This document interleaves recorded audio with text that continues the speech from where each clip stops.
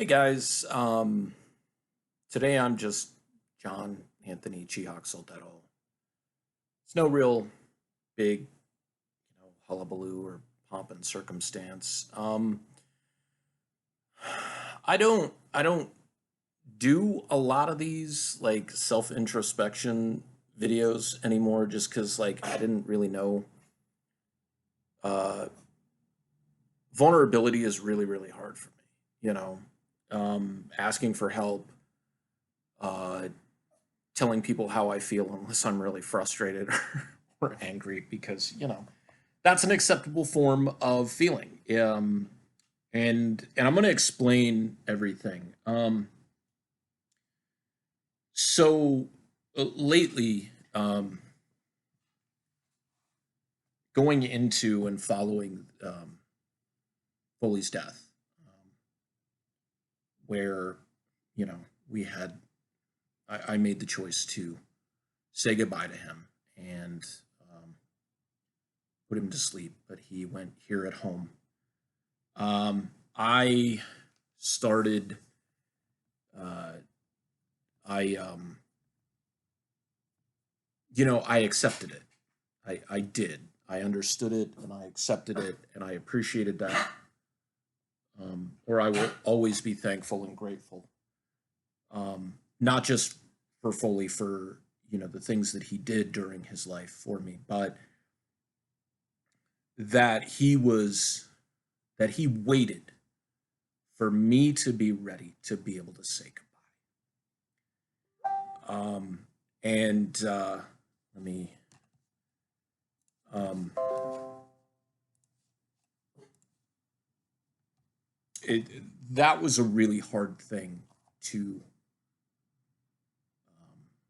come to terms with. How much of that did I prolong? Um, he was diagnosed with cancer end of February 2020, right before uh, COVID became really prevalent, and right before a lot of the shutdowns and things changed at my work. And I am very grateful, um, not for COVID, but those last 2.5 months that I got to work from home, um, and be with him and Grayson every single day. Um, I am, I mean, I don't mean to make light of any of that. I know a lot of people suffered, and it was very hard for a lot of people, and it's still hard. Um, but with the way my life has gone, with the things that I've seen and I've faced and had to deal with, I I do now try to find something positive. Um, because if I just focus on the negative, if I just focus on the bad, like it's very hard to go on.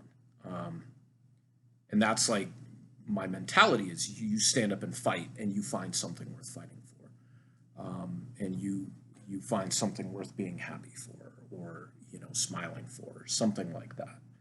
Um, so going into that week, I knew I made that decision. I called the vet and organized it to be here. And then I called my mom and I called my sister and I was just like, I need you guys to be here on Friday by 5. Um, and they both knew. And then that's when I started uh, telling some of my closest friends and my dad. And I told my dad, I was just like, I need you to come to be able to say goodbye to him. And so my dad showed up on Friday, um, just as my friend and uh, who would be the colorist for issue 4, Bill, was leaving. Um, and my friend Kaylee came the night before on Thursday. And um, Jessica, who's actually uh, just as responsible for the Bubba Patrol, not the creative side of it, but um, without her, there would be no Bubba Patrol, in all honesty. And I told her that. She's the one who wanted to get Sabu, and then we needed a friend for Sabu, so that's when we got Gary and Foley. And without her, um, it would have just been Cypress, and maybe another dog at the same time. But it was these combinations of things, and I try to look at them as just like these dominoes fell into place, but they weren't just dominoes; they were like puzzle pieces, and they fell into place and they meshed together and worked. And she brought her daughter Nayada to say goodbye to Foley as well, and so there was acceptance with it, but at the same time, grief, going into it because I mean, but following that, the following week, buddy, you gotta stop. Um, I, I didn't really do anything. Me and Grayson just, kind of hunkered down and watched movies and stuff like that. Um, and it was, then I decided, I'm like, well, you got to start working on yourself physically again. Because my shoulder still is hurting, but it's not nearly as bad. So I decided to start doing my physical therapy, and I attended a virtual workshop and got the equipment I needed to do my physical therapy here.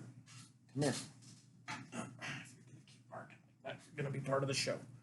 Um, so um, I decided to stop doing upper body workouts and would just do legs and cardio, and then do my stretches and work with the elastic bands and stuff like that, and did it for probably like 5 6 months, or 5 or 6 weeks, um, and then in just recently, like the last 3 weeks, I've started doing upper body again, and it it's been good, but I've also found like how much my uh, strength and range of motion and stuff like that has changed.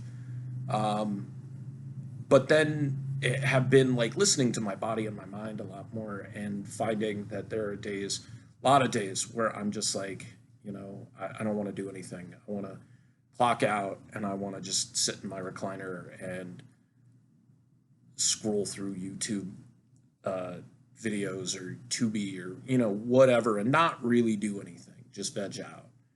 And so, beginning of May, we launched the Facebook campaign for issue 4 of the Bubba Patrol, and the first weekend and the first week it did really really well, and then it kind of petered off, and I think part of that had to do with my just kind of being in a malaise, and not an apathy, but just everything kind of settling in. I'm gonna put you down, okay, buddy? Um, and so it became a little bit hard to accomplish things and do things, and um, so like last week, I don't really think I did much. I think I did leg on shoulders or something like that. No, last week I wasn't feeling good, so I didn't do anything. And then this week, um, I decided to like switch things up after I missed the first 2 days, and um, just kind of started almost making more excuses about like why I wasn't working out, and you know, like this working from home and the pandemic and everything is just like, I think it's finally starting to catch up, and um, just still being in partially in a grieving state. I mean, I've accepted it, but doesn't mean I have to like it. I think there's a stage beyond acceptance in grief, and it's just kind of like, you know. Um, so I'm one of those people, and some people might think it's kind of callous or I don't know, heartless or insensitive or whatever. It's very hard for me to see people posting on social media about how hard everything is and how bad everything is for them, and I'm just like, you just need to stand up and fight. I allow other people to have, you know, that vulnerability. It's very hard for me to accept that vulnerability for myself. It's very hard for me to accept having days off. It's very hard for me to accept, not putting in the work, as it were, and not um, just kicking ass.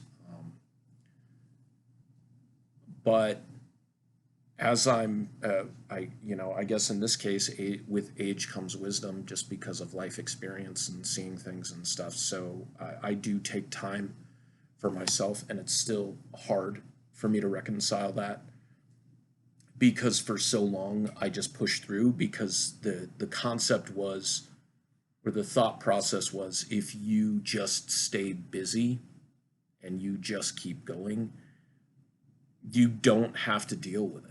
And I don't know if that's just in general more of a male or a guy thing, or if it's specifically a Chihak guy thing, because for the longest time, I think my family mantra was just ignore it, it'll go away. And how do you ignore things? You just keep going, right? So um, that's kind of where I've been at this point, and um, just trying to not rationalize, but like figure out where things are coming from. Like a couple, maybe it was a month ago. I don't know. Time goes by so fast now. It was a while ago. I was sitting here at my desk, working, like at work, clocked into my day job, and started having like an anxiety attack. And I was just like, you're in the middle of the day. Like, it doesn't usually happen. You're not on a tough call. Like, you're not worried between calls. Like, what's going on? And I was just like, well, there was something coming up that weekend. And I'm like, you're not nervous about that. And it's just like examining it, examining it. And I look over at, because I usually keep a like sketchbook, sketch pad, scratch paper, like right next to my laptop because I'm left handed. So I can like see the laptop and then draw on this side while I'm working. And it was blank, or I had like erased whatever rough concept I was working on. And I'm like, that's it. You're anxious about the fact that that paper is blank. You so being able to identify the source of the anxiety, whether it's work, whether it's family, family doesn't necessarily make me anxious so much as I have found out that through the years I've gone from being an extrovert to an introvert. Um, and I didn't understand, like, I thought I knew what an introvert and extrovert was, and like, I don't like being around people now and stuff like that. And it's not that, it's they, like, before, like, I used to just like vibe off of people and like, um, gain so much energy from like being the center of attention and stuff like that. But now if I'm around one or two people, it's usually okay. But like if I'm around like my family, not even a big crowd of my family. Like last weekend was Father's Day, and it was me and my sister and our dad. And I mean, her husband was there for part of it, and then a friend came over as well. But it was just us three. And then I got home and I was so exhausted. I was so zonked out. Like I came in, I like gave Grayson his meds, and I like laid down on the chair and I passed out for like 2 hours. And I'm like, how are you this tired? Like you just did dinner, it really wasn't that big of a deal, or lunch or whatever.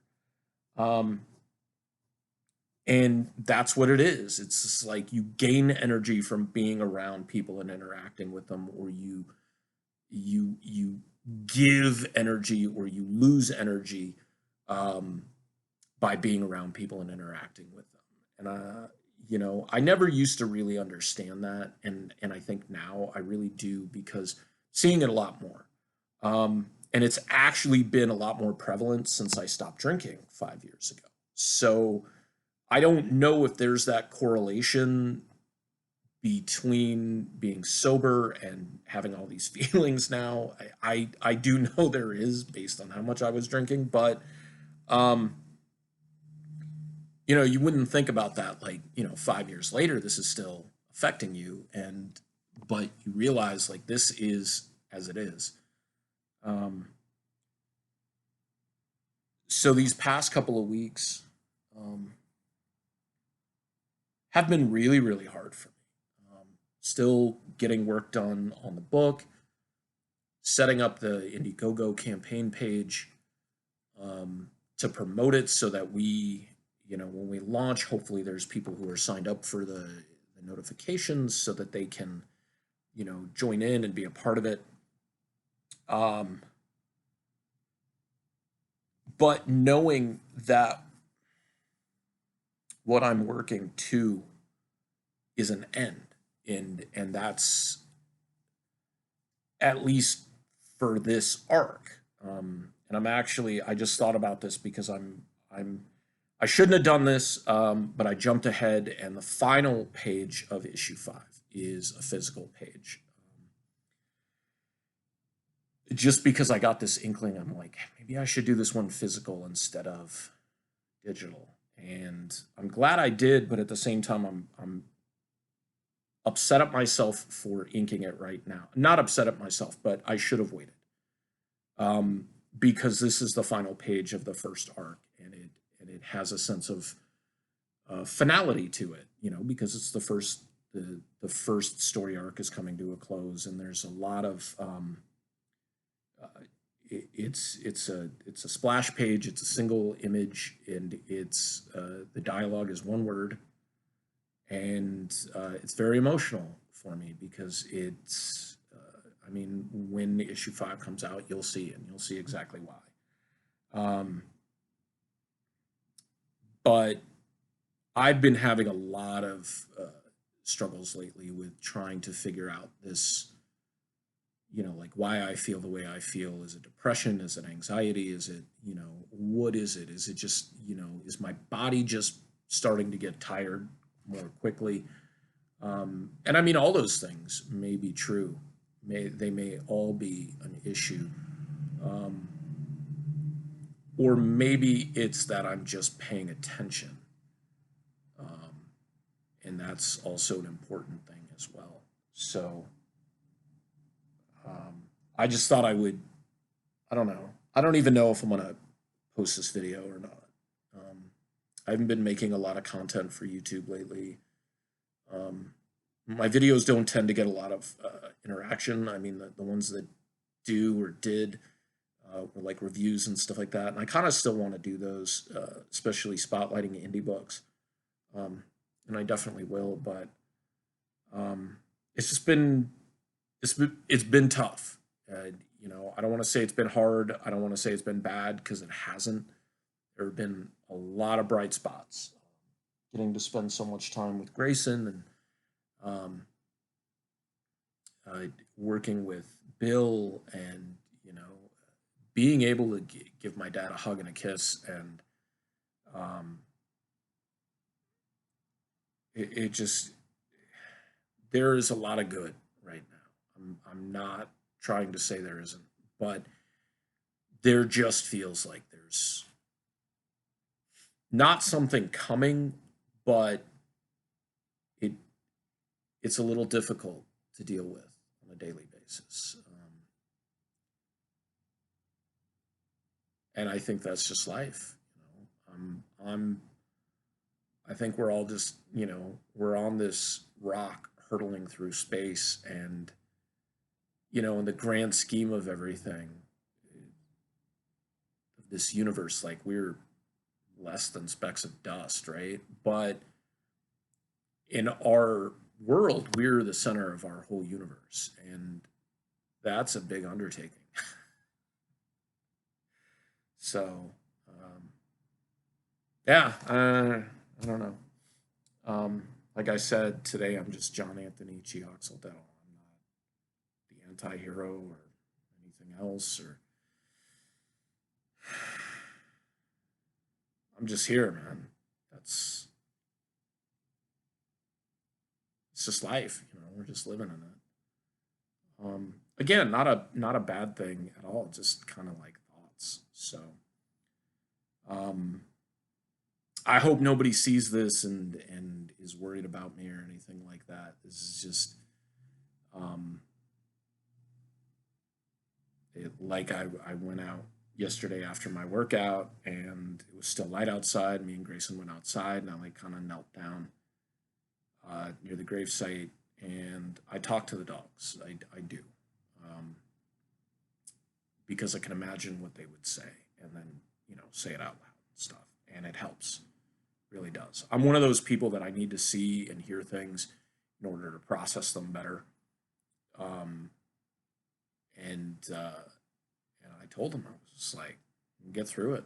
I always do. I always push through it. Like it's not a matter of if, it's a matter of when. Like that's just the way it's always been and the way it's always gonna be.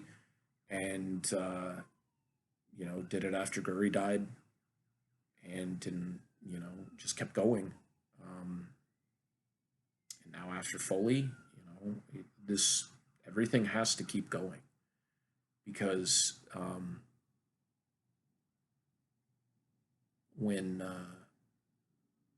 when I knew it was near the end and I wanted Foley to go comfortably and to go under his own power, um, I told him I was just like, we're gonna be okay, Grayson and me, we're gonna be okay, and still working on that, you know. So um, I hope you guys are all okay and taking care of yourselves and um, practicing some self care and some self love. Like, that's super, super important right now.